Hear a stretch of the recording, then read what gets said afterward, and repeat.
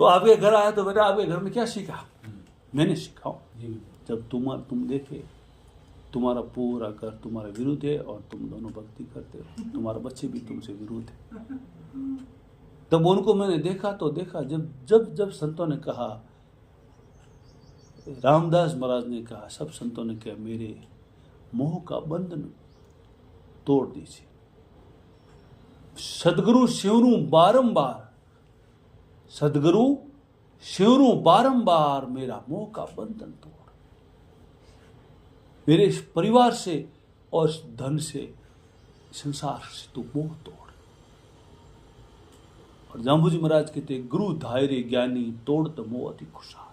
तो वो शब्द मैं हर जगह जाता हूँ, मैं प्रैक्टिकल करता हूँ कि वास्तव के अंदर अपन कहते ये मेरा है, कोई किसी का नहीं। जब माता पिता की बच्चे उनकी बात को स्वीकार नहीं करते तो मुझे से बहुत ज्ञान हुआ कोई कोई नो नहीं रे, बदा मरी गया पची पची ने मोह माया में। न तो किसी का लड़का है न लड़की, ये सब मन का द्वेष है।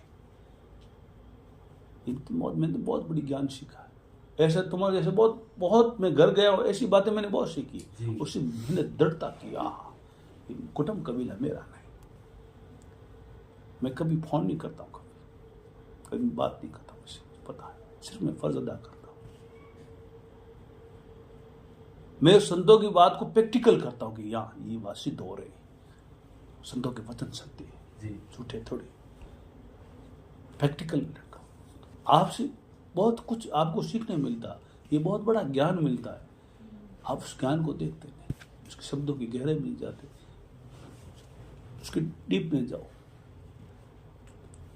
कोई भगत होता है, उसका जो परिवार उससे भिन्न हो जाता है कि तू पागल है, तो ऐसा करता, तूने सब कुछ छोड़ दिया। नाम किसी का नहीं खोलूं, है ये तो क्या सत्संग चल रही। और इनसे इनको बहुत होता कि वास्तव में कि मेरा कोई नहीं, अगर मेरा रिश्ता होता तो मेरी बात को स्वीकार करते या समर्थन देते। दोनों में से एक चीज होती। आज जब मेरा समर्थन नहीं तो यह रिश्ता मेरा फेल होता।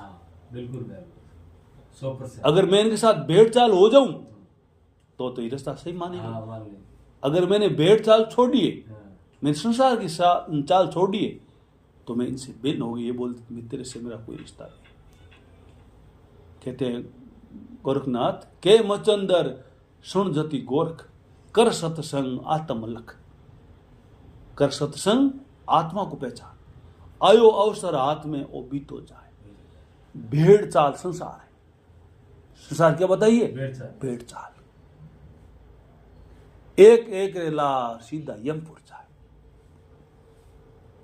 वो जग यूं कर रहा है तो संतों ने जग को भेड़ चाल बताई। इसलिए संत कोई भेड़ चाल से बाहर आते हैं तो पूरा कुटुंब उसका विरोध हो जाता है। भेड़ चाल से बाहर आ गया तो पूरा कुटुंब उसका विरोध हो जाता है। क्यों? उसने भेड़ चाल छोड़ दी। जहां जमपुर हम जाएंगे तुम ही को ले जाएंगे। तो इन्होंने बड़ा और भेड़ चाल को छोड़ी तो भेड़िए पूरे विरोध हो गए। क्यों? इन्होंने शेर का रूप धारण कर लिया। तो भेड़िए पड़क पड़क के भागे, तुम हमारा नहीं हो, तुम हमारे नहीं, तो मैं तो तुमसे भिन्न तो हूं भाई, तुम तो भेड़ चाल हो। मैं इस भेड़ चाल से बाहर आ गई।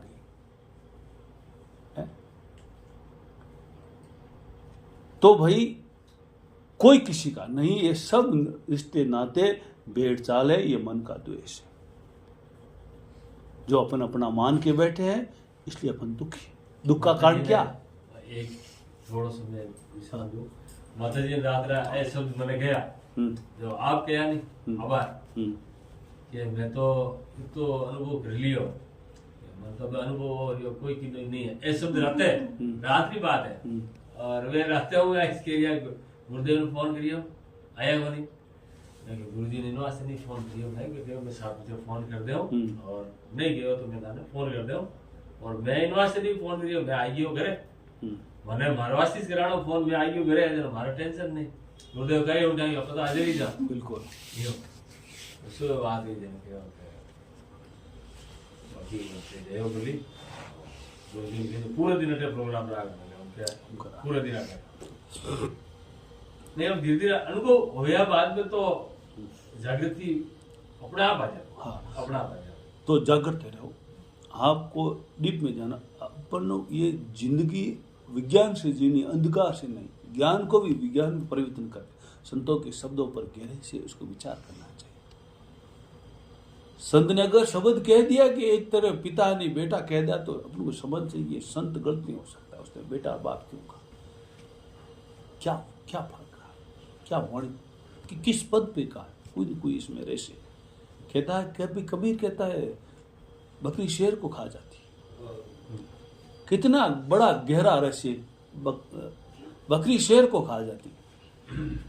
क्या भाई इसका क्या अर्थ, कुछ रहस्य कबीर नहीं, कबीर गलत नहीं कह सकता है।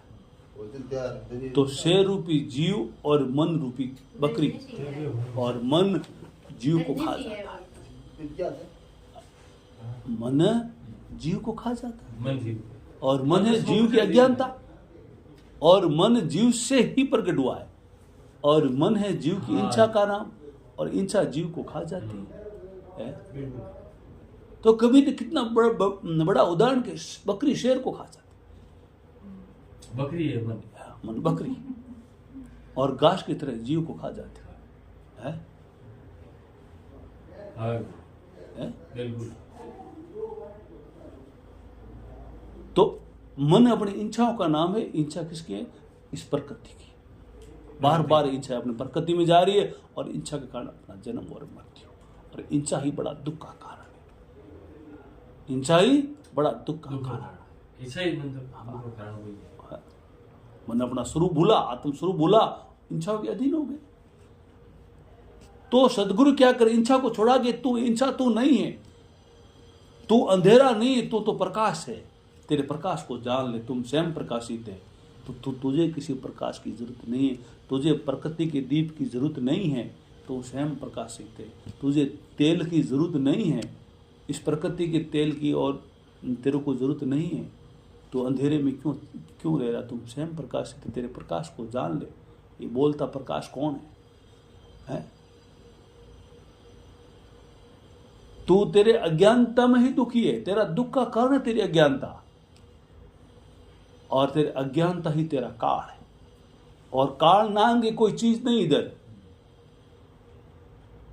काल नाम का कोई 84 का जीव नहीं है, कोई प्राणी नहीं काल नाम का, पर काल नाम है जीव की अज्ञानता। अज्ञान ही जीव को खा जाता है। कैसे होता है? अब अंधेरी रात होती है, अब रस्सी यहाँ टांग देते हैं, और अपन देखते हैं कि यहाँ सर्प आ गया। अपनी कल्पना अपन को खा के, वो सर्प नहीं था, वो रस्सी थी। रस्सी वो भ्रम अपन को खा गए। अगर अपन माचिस कर गया, अगर उसको देखा होता तो भ्रम हट जाता। तो अपना अगर आत्मा को जान लिया था, तो इस संसार रूपी रस्सी का भ्रम हट जाता। ब्रह्म ही जीव को खा रहा, और ब्रह्म ही काल है।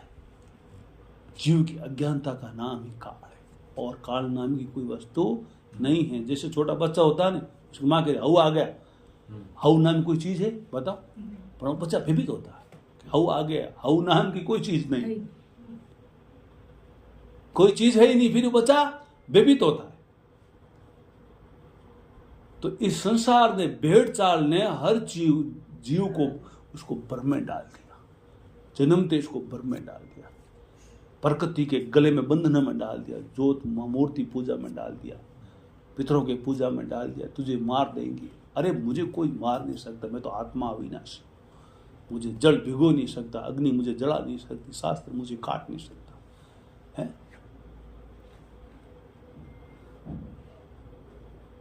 फिर मुझे डरने की क्या जरूरत है? पर ब्रह्म ही जीव का काल है। काल काल कहता, कबीर कहता, काल काल सब जग के काल जाने कोई, जितनी जीव की अज्ञानता सोई काल है।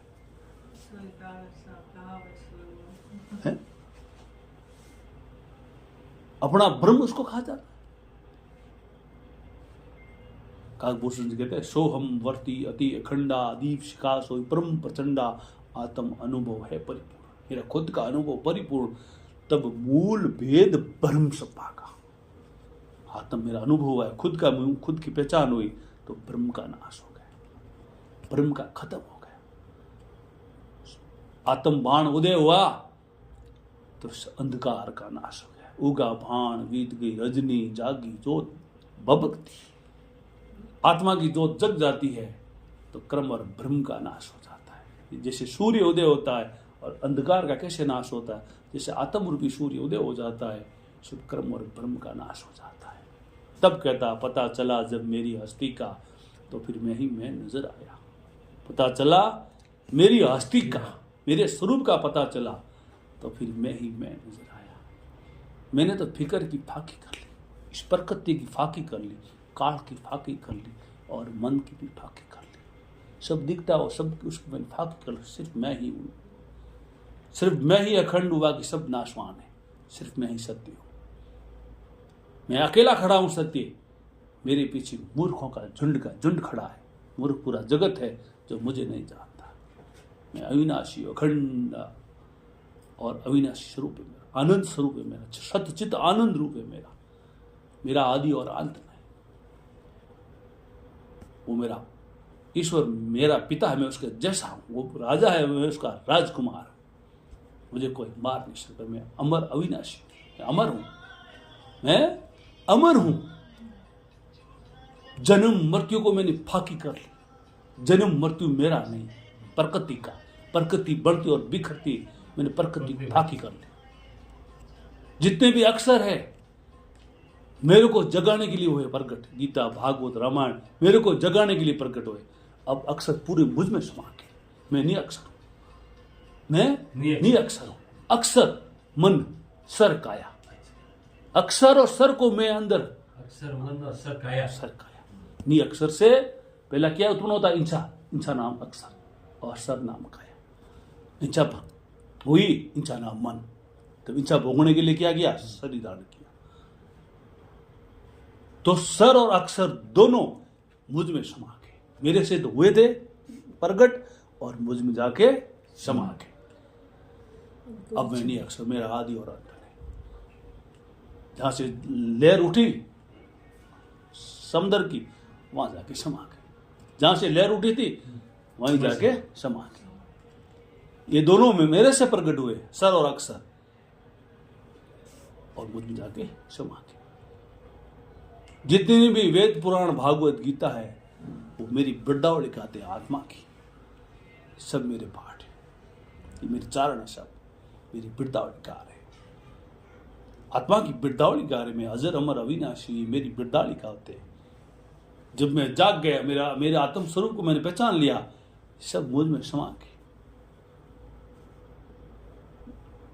अक्षर सब मेरे से प्रकट हो दिए, अक्षर से सब अक्षर प्रकट हो दिए। अब पूरे अक्षर मुझ में आके समा गए और मैं नहीं अक्षर स्वरूप मेरा। अब मैं माया से रहित हूं, सबकी मैंने फाकी कर ली। समझ में? इस सत्संग को आप इसके विचार करो।